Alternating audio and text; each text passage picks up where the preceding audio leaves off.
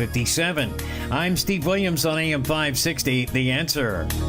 Get the latest weather, traffic, and news updates online at 560theanswer.com.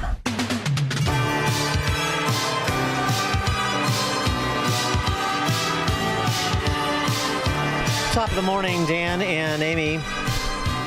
Scott Jennings has made a name for himself in a relatively short period of time by doing intellectual battle on CNN panels. Usually it's like 3 or 4 on Scott. Sometimes he gets some aid and comfort from Michael Singleton, who does a pretty good job as well. I'll give you an example of what Scott is dealing with on a daily basis over there at CNN. Not that our listeners need much education on the topic, but this was recently when after Scott Bessent, the Treasury Secretary, announced that there was a framework to begin finalizing a trade deal between the Chinese Communist Party and America, which of course sent the markets skyrocketing and indicated that this was certainly going to be the approach of the Trump administration with the tariffs that were such a concern even to many conservatives and Republicans. Everybody on the panel said Trump blinked. Scott Jennings had a different take. Scott, you want to jump in? I see you. This whole idea that he's weak on China. Did you not read the news about what Secretary Bessent found out in these meetings, that during the Biden administration, the Chinese officials said, yeah, we knew we could ignore Biden. We could ignore whatever agreements we had because he was too weak and would never, ever stand up to us or stop us. Now they've been drugged to the table by a strong American president. And for all the talk from China, from Beijing, oh, we're going to outlast the Americans. We're fortified to outlast the Americans. A few days into this, they're in Switzerland cutting the beginnings of a deal that's going to be good for the United States, admitting some of the things that they have to admit in order to get a more balanced situation with us. This is a total win for the president, and it's a total win for the rock star Scott Bessent, who goes overseas and pulls an amazing rabbit out of a hat. But do not forget, they told him we ignored Biden because he was so weak and we could afford to do it. That largely silenced the panel, at least momentarily, sort of stunned them. He does it on a daily basis. A rhetorical stinger there. Scott Jennings is a CNN contributor, as you know. New book, A Revolution of Common Sense, How Donald Trump Stormed Washington and Fought for Western Civilization. A Revolution of Common Sense is the book. Scott Jennings, the author. Scott, thanks for being with us. Appreciate it. Thank you, and I could just sit here and listen to my highlights all morning. Well, I know. This is amazing. Enough about me. What do you think of me? Right. Yes. You're even better than you thought you were. So give it, you know what, just a little bit of backstory for people who may have seen your clips but can't stomach watching CNN on a regular basis.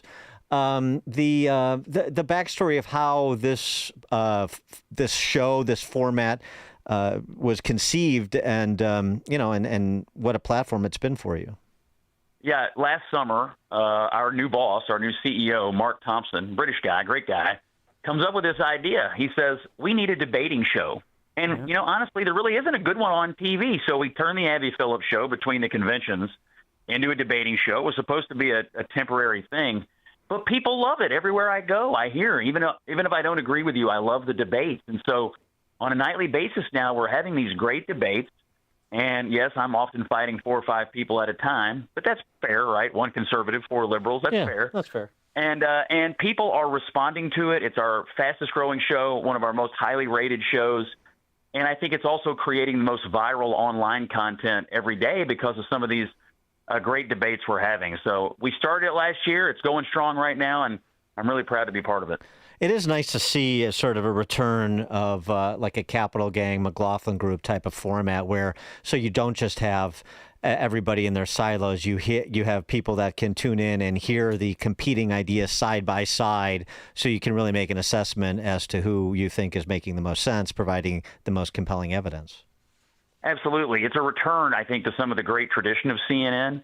And as I said, I'm not sure there's another show like it on TV. It's unique in that most shows are 5 or 6 people sitting around agreeing with each other and congratulating each other on their increasing levels of smugness. But in this case, we're actually having a debate, and they've allowed a conservative. I'm on several nights a week. You mentioned Michael.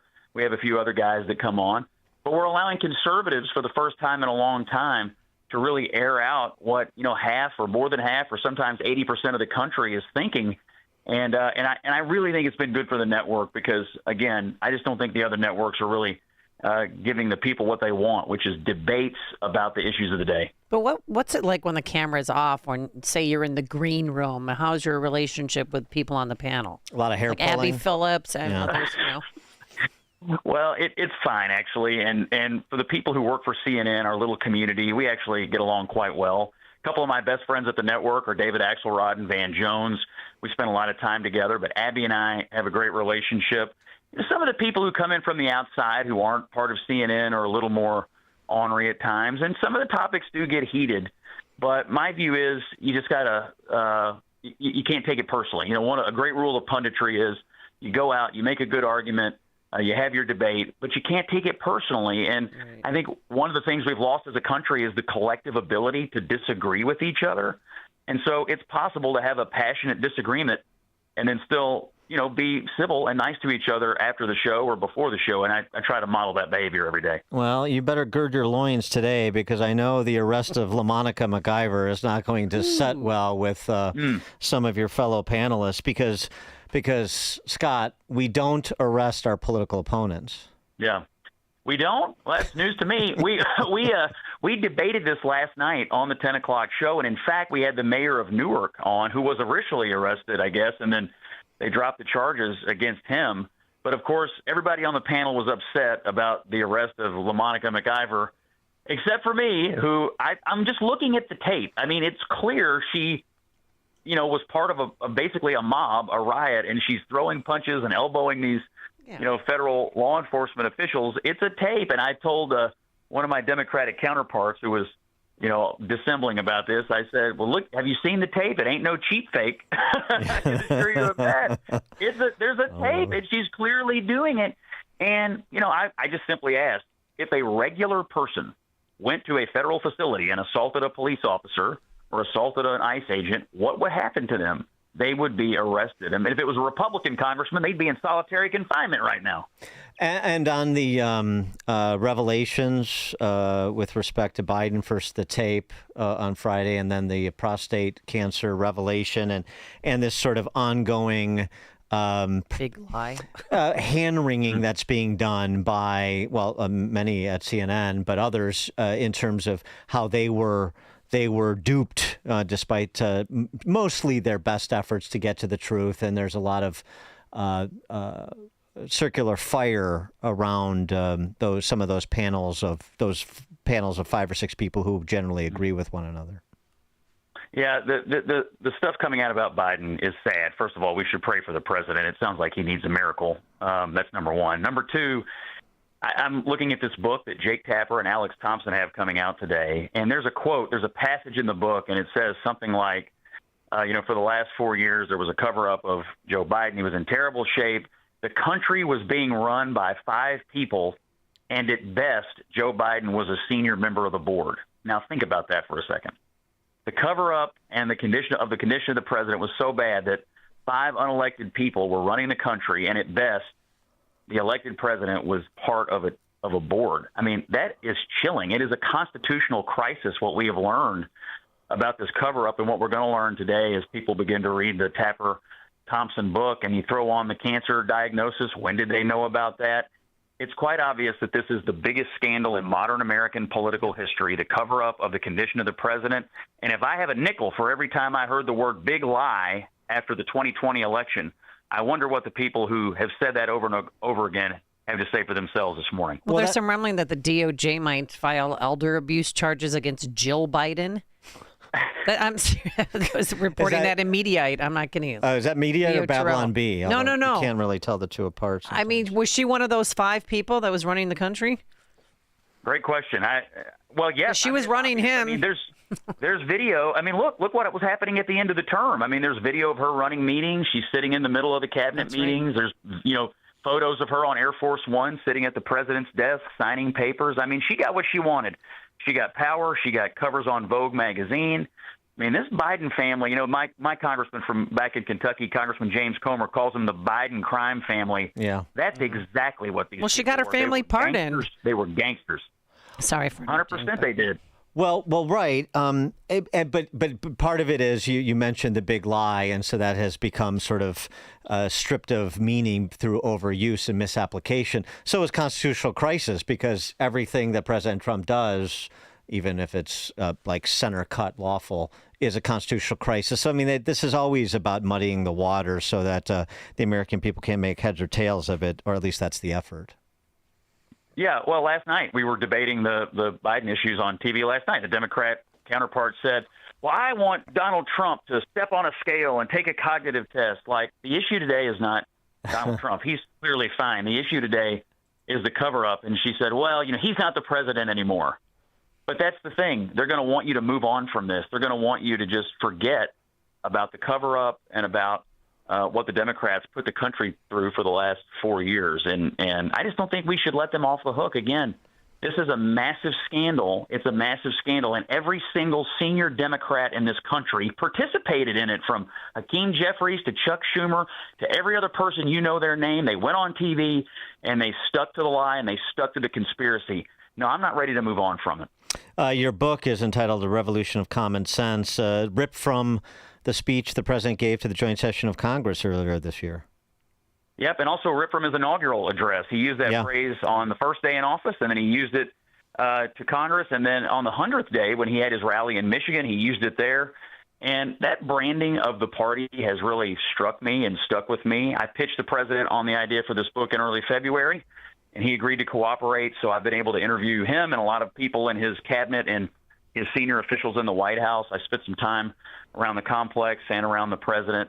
And it's just a book about, I think, the new branding of the party and some of the 80-20 big-ticket issues on which Donald Trump comes in, takes the overwhelmingly popular position, and drives his political opposition crazy. So I'm grateful to the president for the participation. You can pre-order it on Amazon right now, Revolution of Common Sense, and you'll get it before Christmas. It'll make a great Christmas gift for anybody you know. Well, what other gift people in Kentucky, they want you to run for Senate?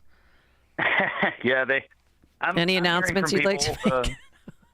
Yeah, I was telling some political consultants the other day, if you were going to announce a Senate run in Kentucky, you should do it on the radio in Chicago. Isn't exactly. That like Perfect. Yes. With us. I love you. I watch you every day. Well, Lincoln was moved from there to here, and so, we do have a nexus. Yeah. By the way, well, just on Kentucky for a second, but I did one more question about the book. On Kentucky for a second, Bashir, your governor there, is being touted as maybe sort of a moderate alternative to the zeitgeist in the party, thinking about POTUS 28. Do you think, whether it's Bashir or somebody who also tries to occupy that market positioning, do you think a candidate like that has any chance in that party at this time? It makes me laugh when I hear people describe him as a moderate alternative. There is nobody who is more committed to the transgender ideology, the boys and girls sports ideology, the absolute cultural rot of America than Andy Bashir. Now, the reason that it never happens in Kentucky is because our governor, the way it works, has no power. The legislature has all the power, and they have stopped him repeatedly from being one of the biggest left-wing cultural ideologues that you could possibly imagine. Now, the way he speaks in moderate tones and tries to present himself as some sort of transcendental religious figure hides the true Andy Bashir. I've known this guy since I was 16 years old. This is maybe the most liberal candidate you could possibly imagine. It's a wolf in sheep's clothing. He wants you to think he's a moderate. But the left-wing cultural rot he is all on board for, and I assume it'll come out during the course of the campaign. I don't think he has a great chance to get elected president.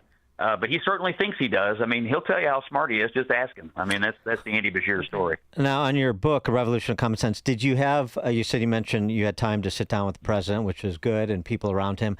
Did that include any quality time with Big Balls to really get the backstory, more of the backstory with Big Balls, by any chance? I did not meet him. I did meet his boss, Elon Musk. I've heard of him. We had some conversations, and I found that to be fascinating. I asked Elon Musk, are you confident or optimistic about the future of Western civilization? And he said no. And so you can read the book to find out about why. But, he has some real concerns about the future of the country, our immigration policy, our fiscal policy, the challenge to Western civilization around the world. Elon was a fascinating conversation. So was Marco Rubio, another fascinating conversation, Doug Burgum, Scott Bessent, the Treasury Secretary. So there's a lot of fascinating conversations in here kind of wrapped into some of these observations I made about the issues of the first 100 days along the way. The book, A Revolution of Common Sense, How Donald Trump Stormed Washington and Fought for Western Civilization. You can pre-order it at Amazon, as you heard CNN contributor and author of the book, Scott Jennings, say. Scott, thanks so much for joining us. Good luck with the book. Hey, love you guys. Thanks for the time this morning, and talk to you soon. Thanks. Hopefully we'll have you back soon. And he joined us on our turnkey.pro answer line. Hear about the big stories of the day, then talk about them right here on Chicago's Morning Answer on AM 560. The Answer. Business owners, now's the time for your business to make the move to a locally owned business bank. Hi, Mike Gallagher here to let you know that you don't have to look far. Signature Bank was founded in Chicago with a simple mission to help companies like yours grow, succeed, and thrive.